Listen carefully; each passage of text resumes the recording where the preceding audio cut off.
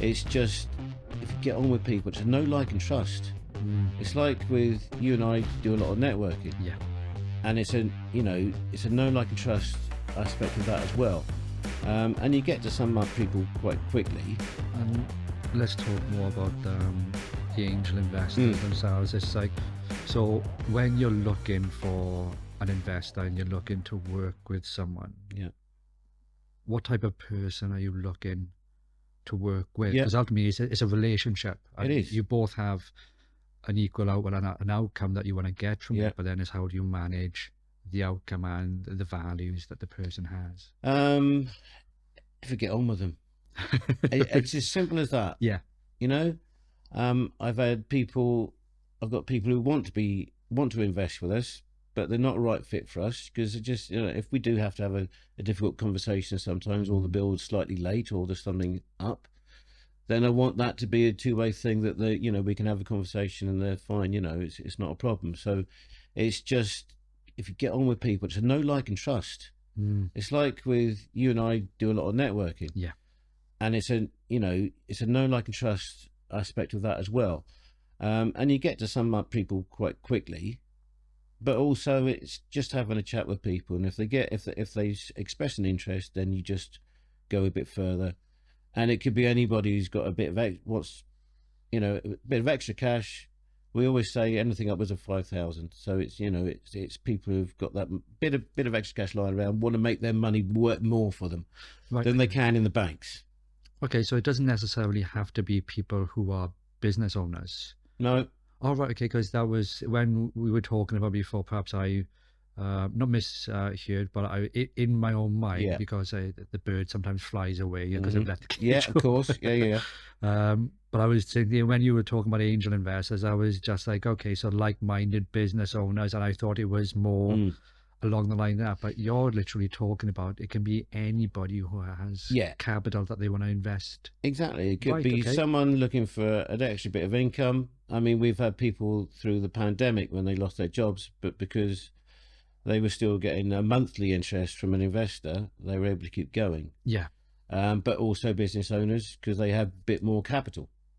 Right. But it's just people who are looking to get a bit of extra cash, because we're not talking about high net worth individuals. We're talking about, a 20,000 loan to us will give you a 1,600 quid back in 8 months. That's not bad. Rather than probably 300 quid over 12 months in a bank. So it's just people looking make their money work better for them, no matter how big or small that amount of money is. And that's the financial gain, but then you're also looking at it from a humanitarian point of view, that yes, I'm making a bit of money back through the investment, but I'm also helping a family. Exactly. And you don't get that with a bank. Once your money, the only person that you're helping is yourself. Yeah.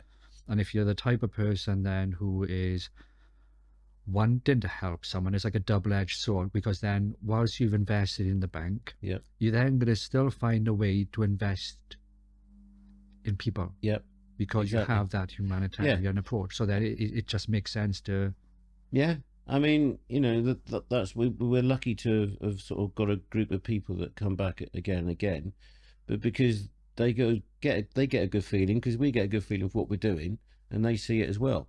So they're getting a decent return, but they're also helping people, which is, a win-win for literally everybody. And it must be nice for them as well, because I know that investing is something that I need to look into for the future. But it's one of those things where when I hear the term investment, it seems cold. It's not something that I look at and I go, no, that's something I can warm to. No. But actual helping people and having a return on investment. Yeah. Now that's a nicer way to think about it. I did something the other day. I posted something, and a contact of mine said, it's just so nice to have someone like that. You're not like a normal property investor, because it doesn't go along with that.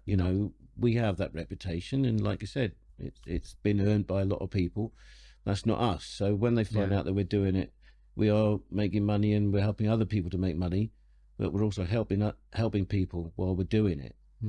Because I know that when we first met, you felt a little bit uncomfortable Yeah. saying that you were a Hugely. property Hugely. investor. No, I avoided it. I think, Yeah. and it was only talking to you, and it was you said to me, well, what is it you do? What is it you provide? How, and it was literally a conversation that we had that changed my outlook, and it's made it so much easier for me to talk to people, because I just say we help people through giving them high standards of homes to live in and improve their quality of life. And that was a 5-minute conversation with you and me, because I hated the word property investor, Yeah. and I still do, Yeah. but I don't use it anymore.